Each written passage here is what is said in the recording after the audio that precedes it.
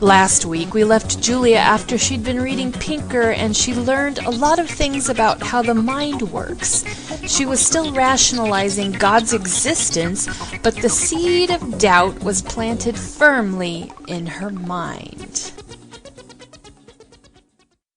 I learned that because the brain is in some deep, fundamental ways unaware of itself, hallucinations like I had, or like the people have of angels or ghosts or out-of-body or near-death experiences, are perceived as real encounters or actual events. And so most people, including me, instinctively think of the mind as something separate from the body, even though there's no evidence that they are separate. It turns out we are organic beings, in essence, our minds living and dying along with our bodies, and sometimes even before our bodies, as it takes just one visit with a person with Alzheimer's to realize. So, my common sense view of the world can be very mistaken. My instincts tell me one thing, like that the earth is flat because, basically seems to be while I'm walking around on it. But the earth isn't flat, as the facts show us. I suddenly realized that there was implications to everything that I was learning. My assumption about God's role in our lives was getting squeezed. I didn't think He intervened in our lives. I didn't think He was necessary for us to evolve. I tried not to think of the implications. It was impossible not to. Then one day, I was commenting out my bathtub, and I thought, what if it's true? What if humans are here because of pure random chance? What if there is no guiding hand, no external regulation, no one watching? It's clearly possible that this may be true. In fact, this is what our scientific evidence is pointing towards. But if it were true, what would that mean? I realized I had spent so much time thinking about what God meant that I hadn't really spent any time thinking about what not God meant.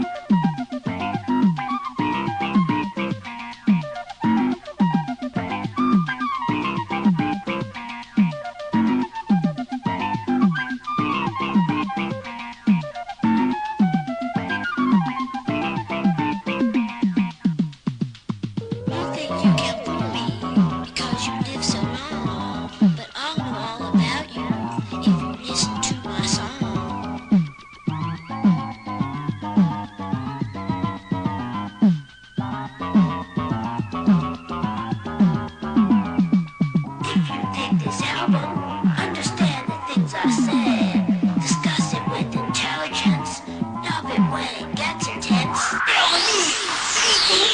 Avenge your own defense. And I'll start to listen to the message from your head. And I'll start to reach you with the Grateful Dead.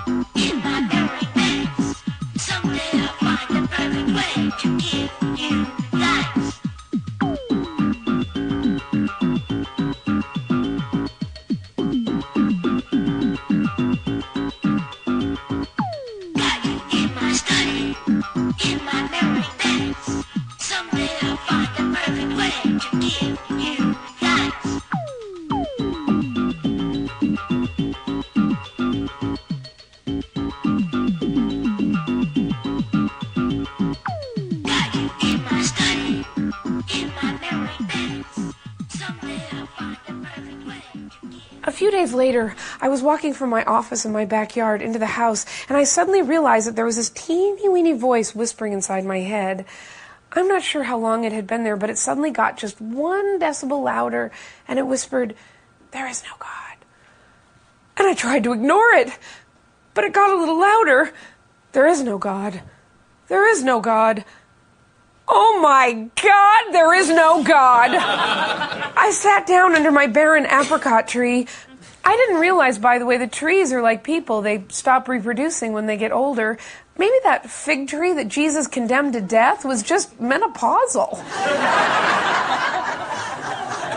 Anyway, I sat there and I thought, okay, I admit it. I do not believe that there is enough evidence to continue to believe in God. I mean, the world behaves exactly as you would expect it would if there were no supreme being, no supreme consciousness, no supernatural. My best judgment tells me that it's much more likely that we invented God, rather than God inventing us. And I shuddered. I felt I was slipping off some raft. And then I thought, but I don't know if I can not believe in God. I mean, I need God. I mean, we have a whole history together. And then I thought, wait a minute, if I look over my life, every single step of maturing for me, every single one has had the exact same common denominator. And that was accepting what was true over what I wished were true. I mean, this was the case about guys, about my career, and about my parents. So how could I come up against this biggest question, the ultimate question, if I really believed in a personal God or not, and then just turn away from the evidence? I mean, how could I believe just because I wanted to? How would I have any respect for myself if I did that?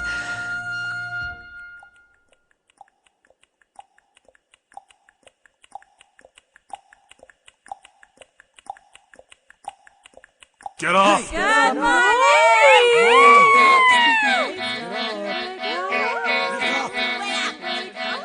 Get up!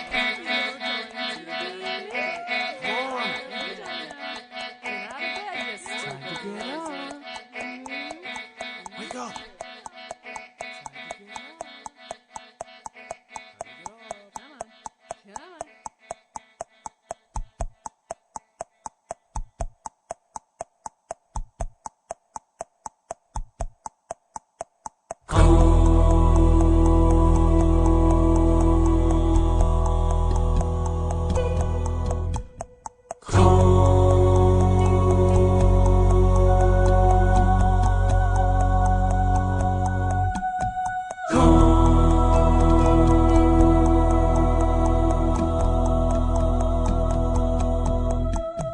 Go!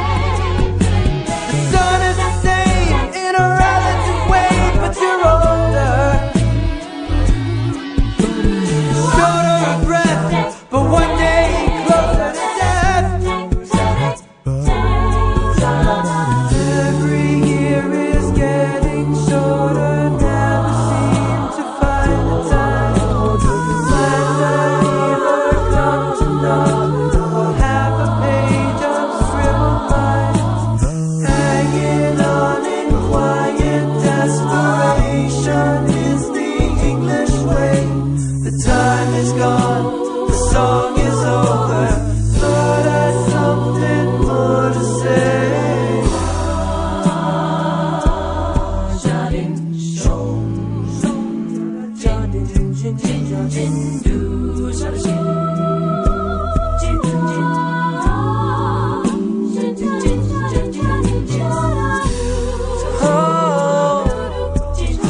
again.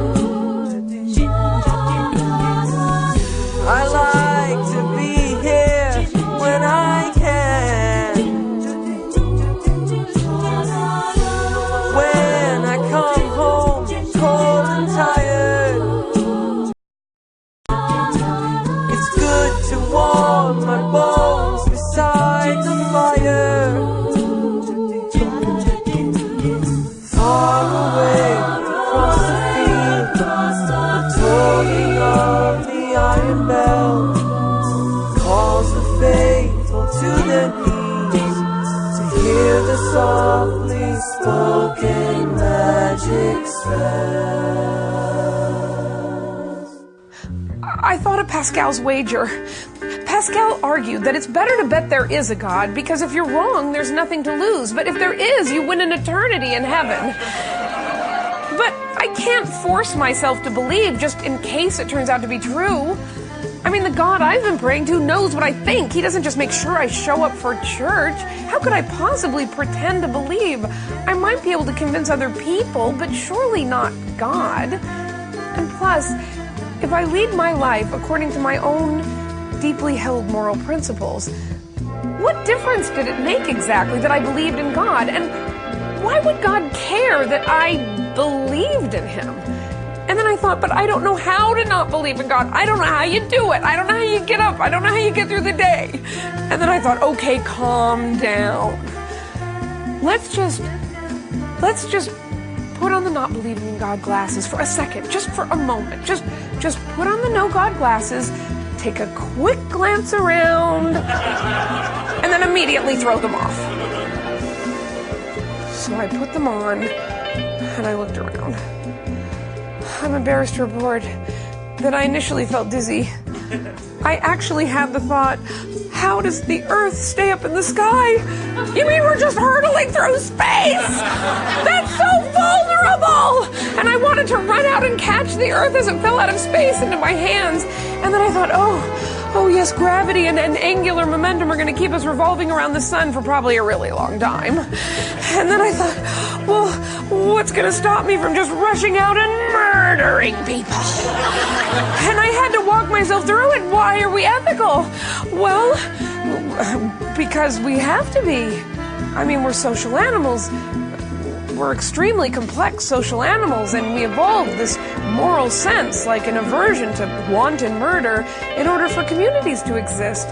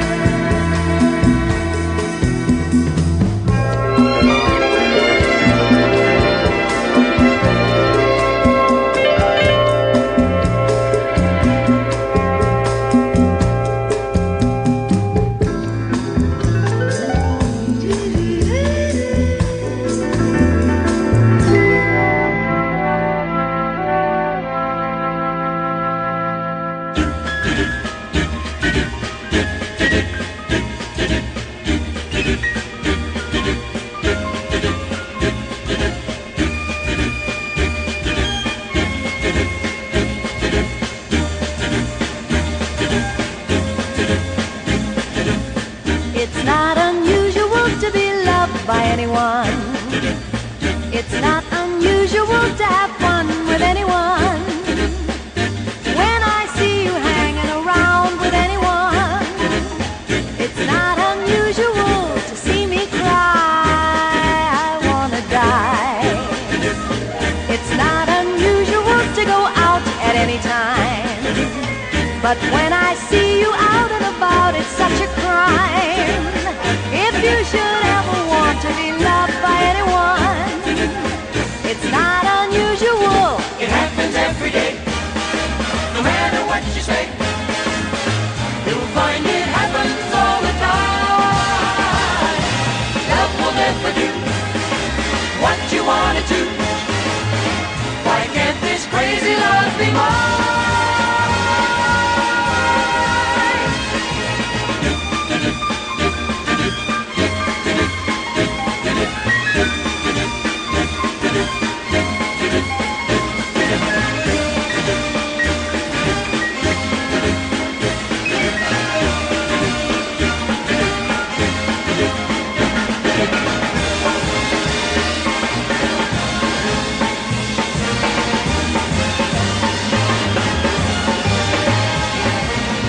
It's not unusual to be mad with anyone. It's not unusual to be sad with anyone. But if I ever find that you've changed at any time, it's not unusual to find that I'm in love with you.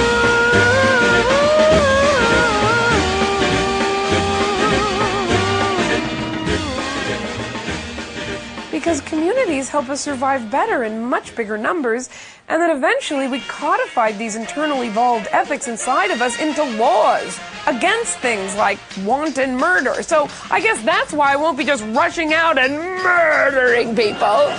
And then suddenly I felt like I cheated on God somehow just by having all these thoughts, and I ran into the house and I prayed and I asked God to please help me have faith. But already it felt slightly silly and vacant. It felt like I was just talking to myself.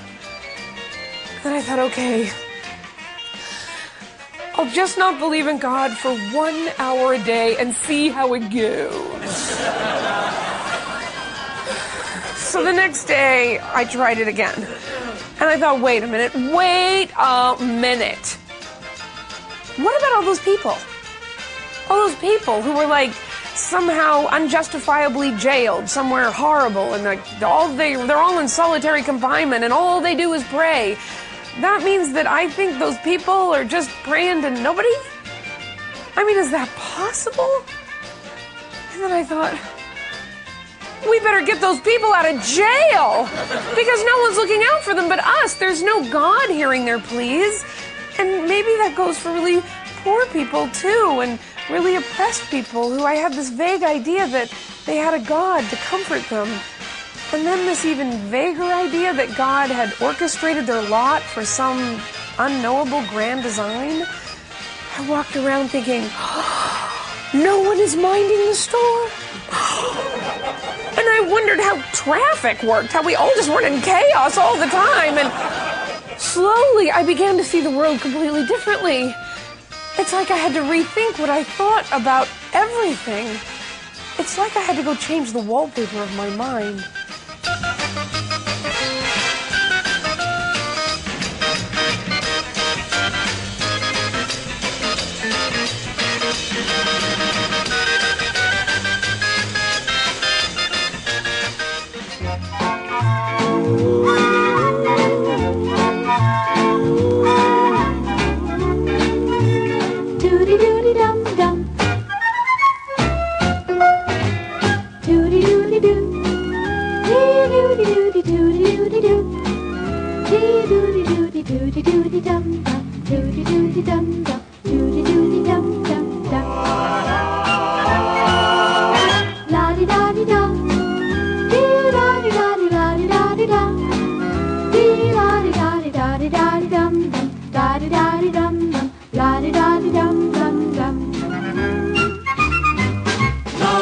This song, his very own song. He can sing it short and he can sing it long.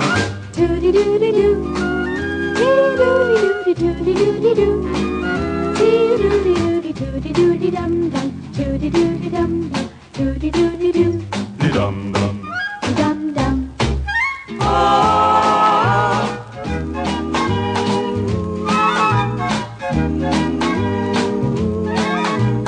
Doody doody dum dum, doody doody dum dum.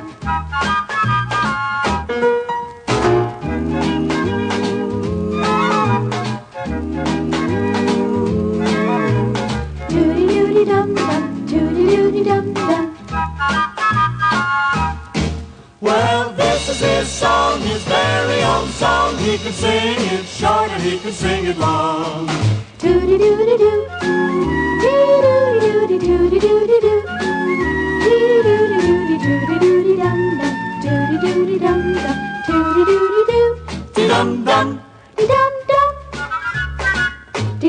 dum.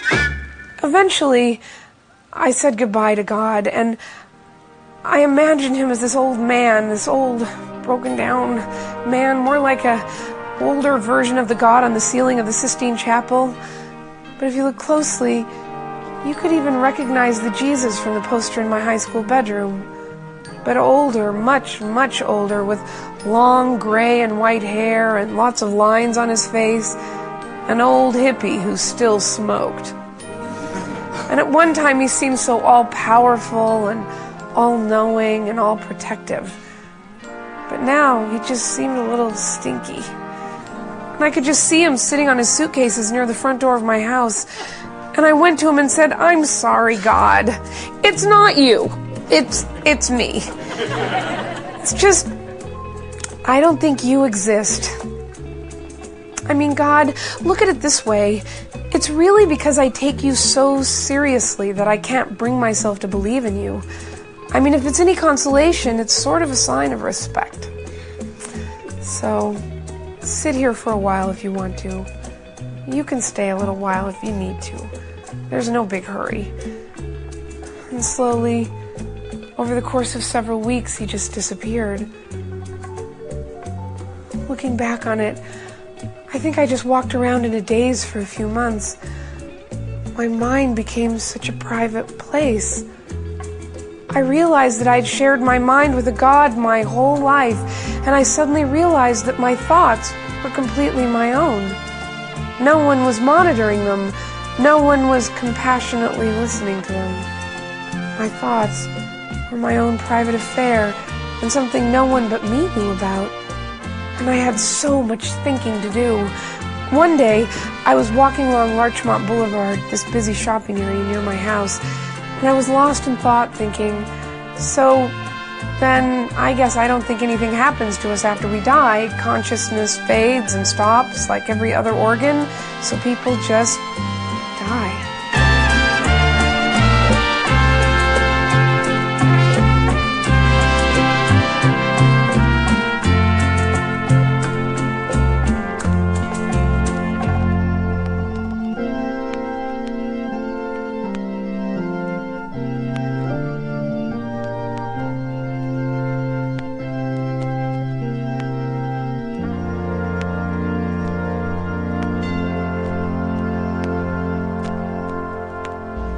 What's happening, man? This is Bart Simpson. Just kidding. Don't hang up. This is Nancy Cartwright, and this is a very special phone call to you. I'm now auditing on new OT7 and have been asked to speak at the Flag World Tour event on January 31st in the Grand Ballroom at the Hollywood and Highland Center at 6:30 p.m. It's going to be a blast, man. I will be there to share my many wins as a solo NOS auditor and to see the Golden Era film presentation of Flag, the Mecca of Technical Perfection. I hope you can make it, man. To confirm for the Flag event, please call us back at 888-841-7131. That's 888-841-7131. See you there, man. Wait a minute. So Hitler just died? Nobody sat him down and said, "You fucked up, buddy, and now you're going to spend an eternity in hell." So Hitler just died. We better make sure that never happens again. And my brother Mike. That means he just died.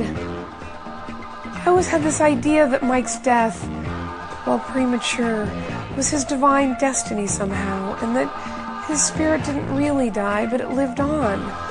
Not just in the memory of those that knew him, but in a real, tangible sense. And I realized that I now thought he died. He really died. And he was gone forever.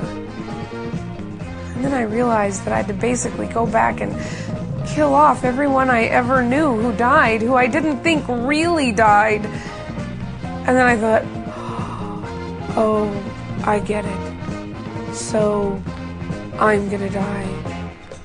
So, I'm gonna die. And I sat down on a bench, and I watched people bustling by, and I thought, wow, life is so cheap and so precious. So I'm just another animal on Earth. Just a type of primate. The third chimpanzee, better at using tools and able to talk. And then I'm gonna die. And there will be eons of time when I will not exist. Just like the eons of time before I did. I'm in my 40s, about halfway through my life, I hope. At this moment, the sun and the earth and I are all middle-aged. Just an animal on a planet in a solar system. Nothing special.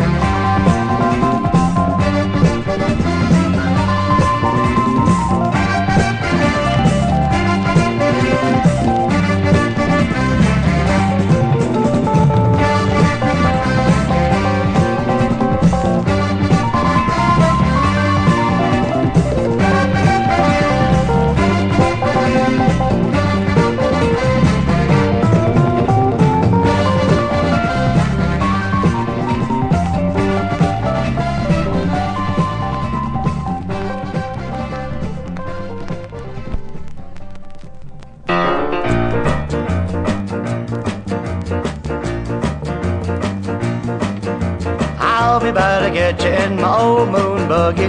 We will find the crater where we start getting huggy. And up there by the light of the good old earth, we'll love it up like everything for all that we're worth. We'll be arm in arm inside our old moon buggy. Loving you will leave me feeling light and druggy. We'll park where it's dark and together we'll play and kiss all the troubles away. We'll go where it's deserted and we'll look at the sights. We'll have no cops to worry about and no traffic lights. We'll drive our little buggy anywhere that we please. One hand will hold the wheel and with the other I'll squeeze. I'll be by to get you in my old moon buggy. We will fall in love while we chug a luggy. And while our hearts are singing cause we're happy and free, we'll fall in love together on our moon buggy spree.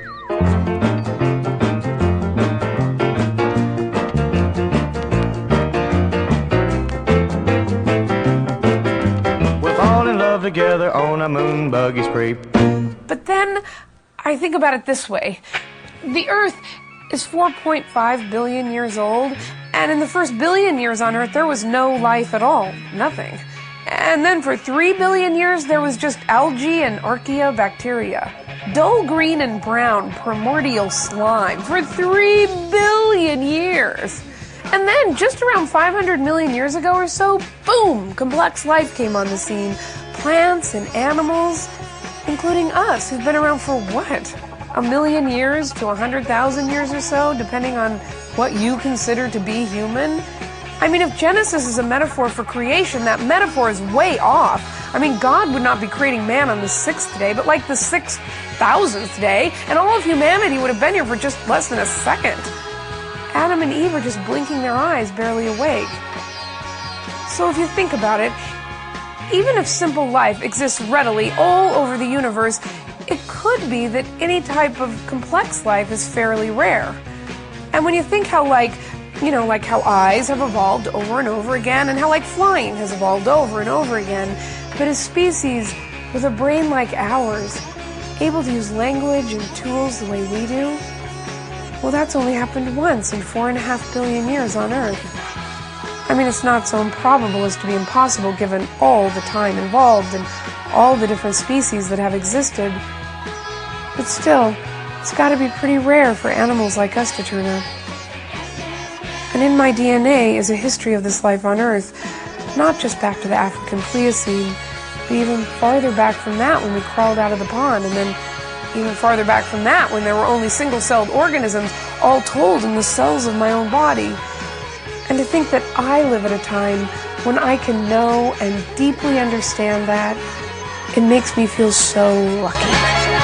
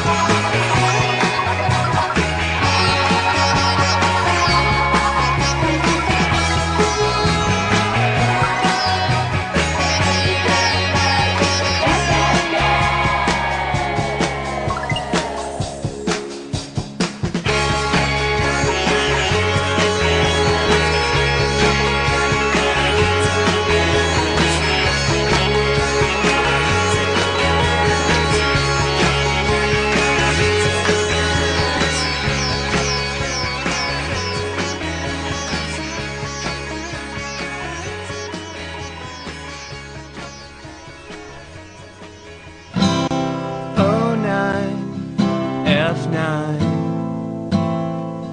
11:02, 19, 7:04, E3, 5B, T8, 4-1, 5-6, C5, 6-3, 5-6, 8-8, CO.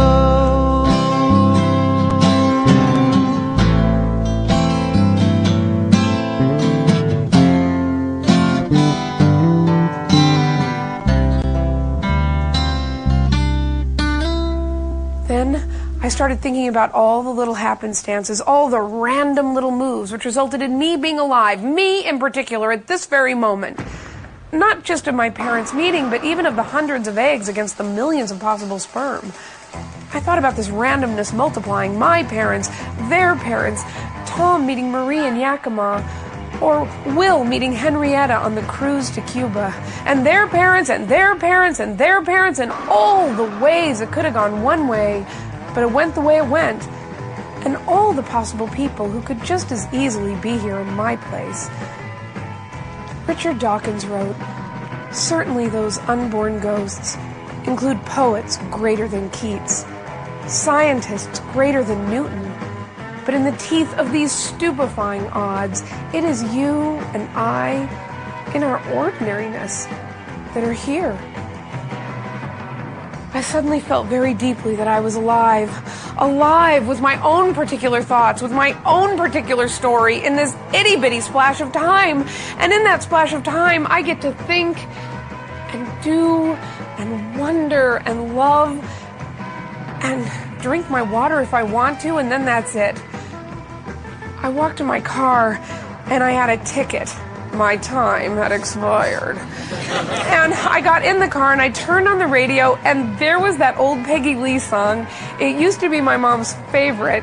I suddenly had this memory of us in the kitchen and that song coming on the radio and my mom flipping hamburgers, dancing around, taking care of all of her kids.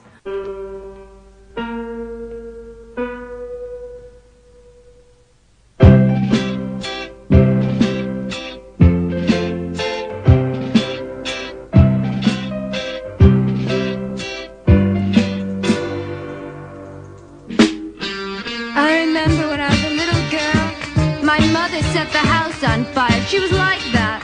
I'll never forget the look on my father's face as he dragged me out of the building and onto the pavement. And I stood there shivering in my pajamas and watched the whole world go up in flames. And when it was all over, I said to myself, is that all there is to a fire? Is that all there is? Is that all there is?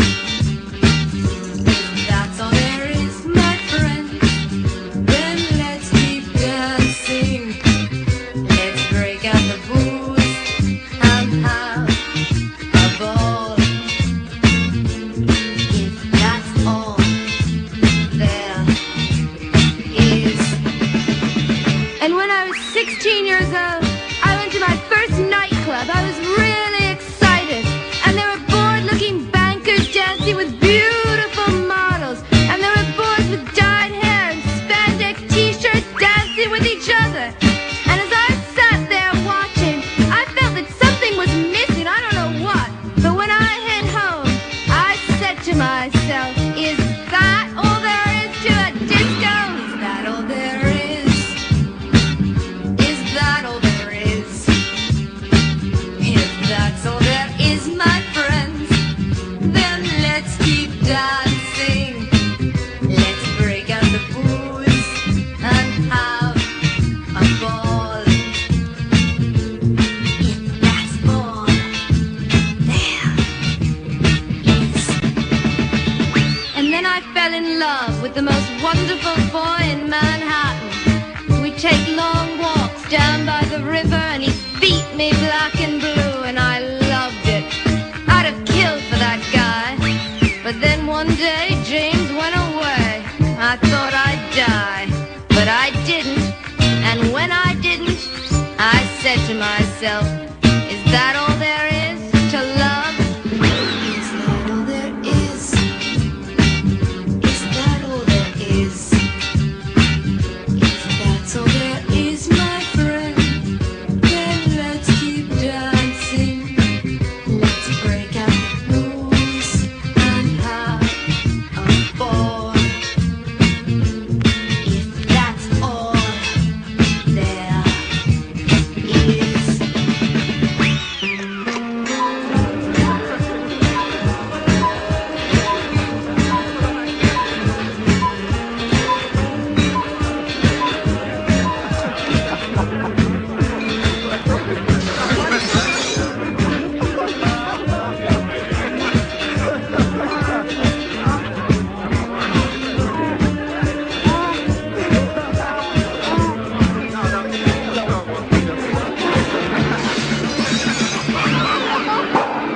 I know what you must be saying to yourselves. If she feels that way about it, why doesn't she just slit her throat and shut up? Oh no, not me. I'm not ready for that kind of a come down. 'Cause I know just as well as I'm standing here talking at you, that when the final moment comes when I'm breathing my last, I'll be saying to myself, is that all there is? Is that all there is? If that's all there is, my friends, then let's keep dancing. Let's break out the booze and have a ball. If that's all there is. Is that all there is? Is that all there is? That's all there is, my friends. Then let's keep dancing. Let's break out the booze and have a ball. If that's all there is. Is that all there is? Is that all there is? If that's all there is, my friends, then let's keep dancing. Let's bring out the loons and have a ball. 'Cause that's all there is. Is that all there is? Is that all there is? If that's all there is, my friends, then let's keep dancing. Let's break out the booze and have a ball. Hey, say you wanna go shopping? We're gonna go out, get a little bite to Where are we eat. going? What? We're going somewhere? Well, I thought maybe we should go outside. I don't think so. Let's stay inside. What do you want to stay inside for? Well, you can tell by the rising mercury. It's hot out there, no place for me. I like it inside where it's cool instead of stretching by the pool. Yes, I'm all right. I'm okay. I'll stay in here every day. I don't need a single thing, 'cause I got air conditioning. When the sun is baking my skin, there'll be a flicking. I'm staying inside, staying inside. Mouth is dry, I'm choking. I don't want to be heat stroking. I'm staying inside, staying inside. Oi, oi, oi, oi. Staying inside, staying inside. Oi, oi, oi, oi. Staying inside.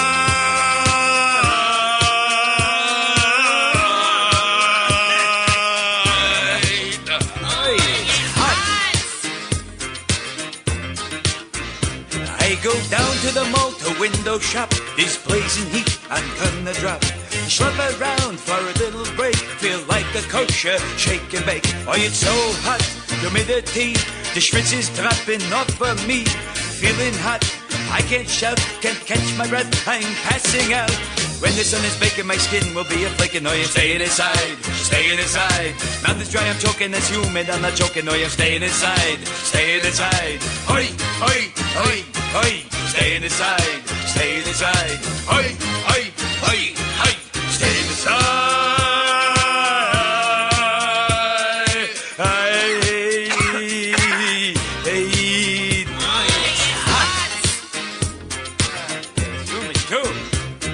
it's so hot, humidity, stay away, don't bother me. Get away! Leave me alone. Wait. That's humid. All right, get away.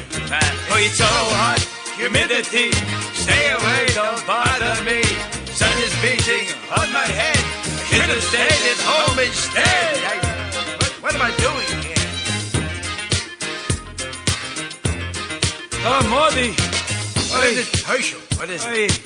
I am feeling very verklempt. You look horrible. I'm a little verblindgent. You want a glass of Manischewitz? Oh, I'm very verblindgent. What? You're looking. No, What? I'm feeling a little Call your hot. doctor. Yes, get the doctor here. Wait a minute. Think I might be having a heat strike. What? Guy, what, are you crazy? You're not having a heat strike? Sit down. I'm having a heat strike. Have a seat. All right, have a seating. I'll get you the glass of Wait a Manischewitz. minute. Look. A little. Oh, it's not. You're fine. No, I'm telling you, I'm very dizzy. Wait a minute. Stop. Get out of the way. Stop drooling. Get out of the way. What? Out of the way. Get out of the way.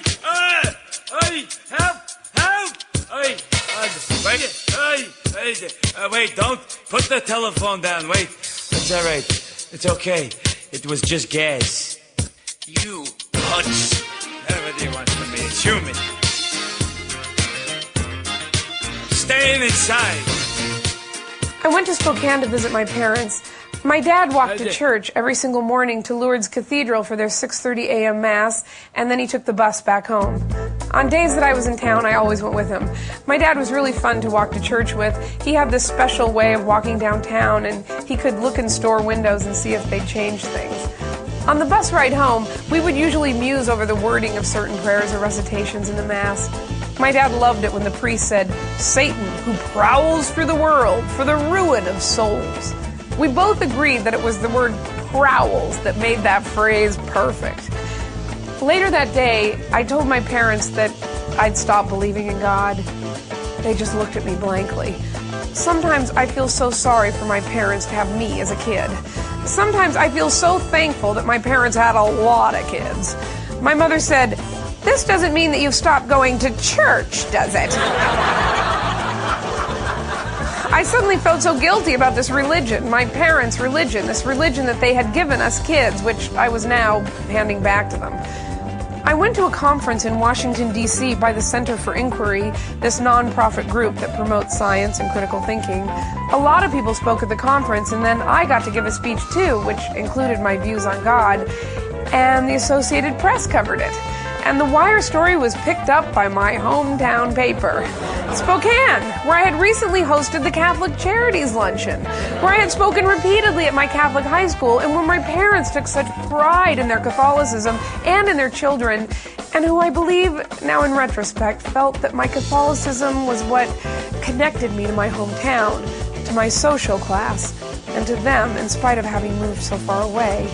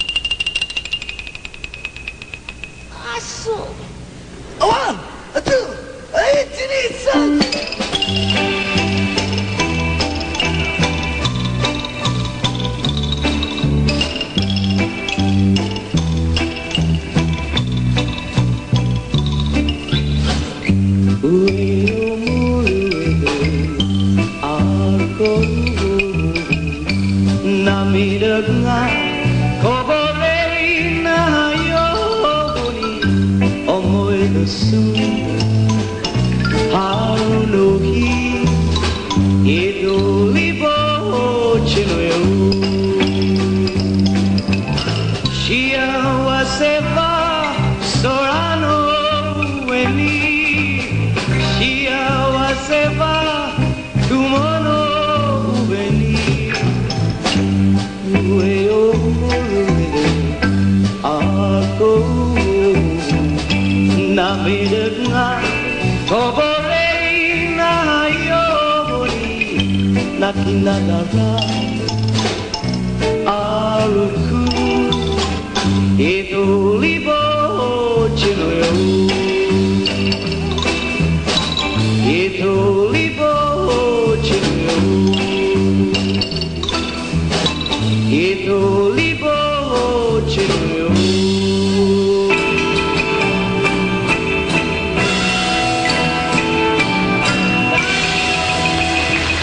So one day, weeks and weeks after this speech, and without me even being aware that this article even existed out there, my parents got up and went out to get the morning paper.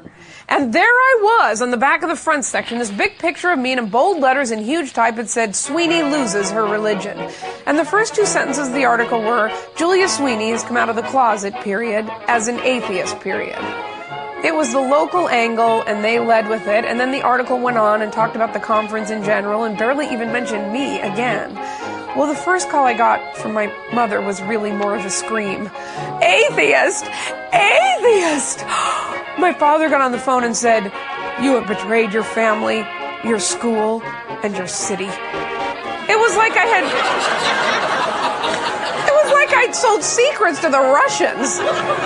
They both said they were not going to speak to me anymore. My dad said, I don't even think you should come to my funeral. After I hung up, I thought, just try and stop me. I think my parents had been mildly disappointed when I told them I didn't believe in God anymore, but being an atheist was another thing altogether. Frankly, I hadn't even described myself as an atheist, although I suppose I am one. I don't live my life under the assumption that there is a God, so I suppose that makes me an atheist. Atheist, non-theist. But I like the word naturalist more. To me, atheist defines me on religious terms. I mean, I believe in a wholly natural universe, and that makes religious people, in my mind, a naturalist. Anyway, several weeks went by, and there was no contact at all from my parents. Now, this was a huge deal. I usually spoke to my parents on the phone several times a week. Then one day, out of the blue, I got this phone call from my mother on her cell phone, and she said, Julie, I just got out of the foot doctor, and he told me that... Oh, there was a pause. She'd forgotten she wasn't speaking to me anymore.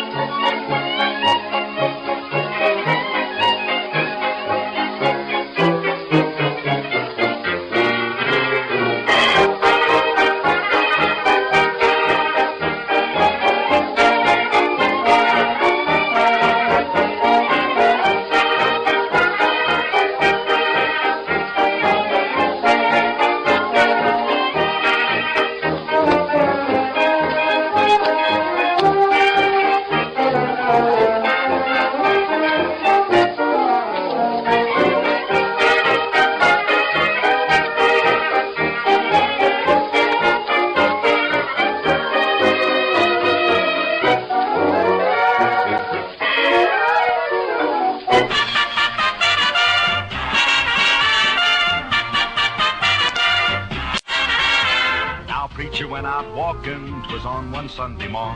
It was against his religion, but he took his gun along. He shot himself some mighty fine quail and one little measly hare. But on his way returning home, he met a great big grizzly bear.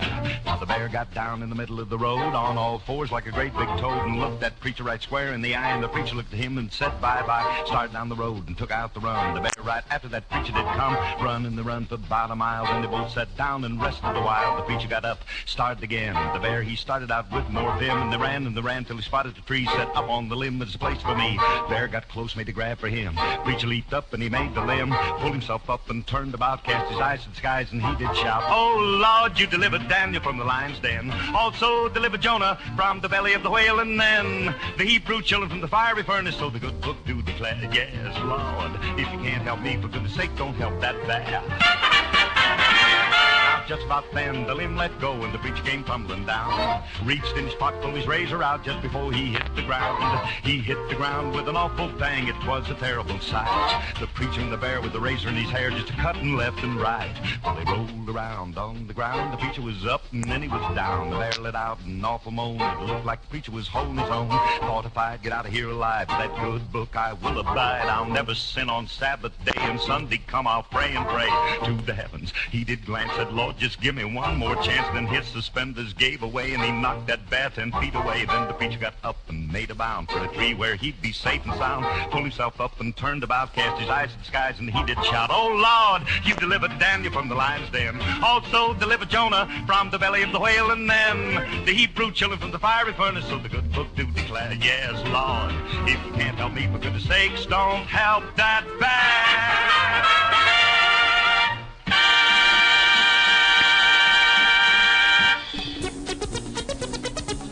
So Julia's family didn't react when she said she didn't believe in God anymore. But when the paper said she was an atheist, they freaked out and disowned her. Well, they officially disowned her. After all, she was officially part of a terrible, terrible group, that of atheists. No wonder Dad responded by saying that she let down her family, her church, and her city. 3 things that only exist as concepts when you refer to church, not as a building, but as a group of people in that building.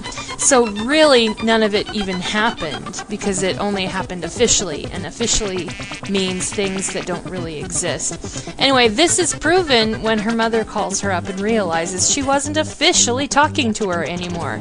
But as you can see, she actually was talking to her. Was Spokane destroyed? Does Spokane sit as rubble in eastern Washington, next to the Idaho border? Is every member of her congregation wandering about in a daze? Of course not. Most people would probably make this simple and call it drama. But I think it's more insidious than that.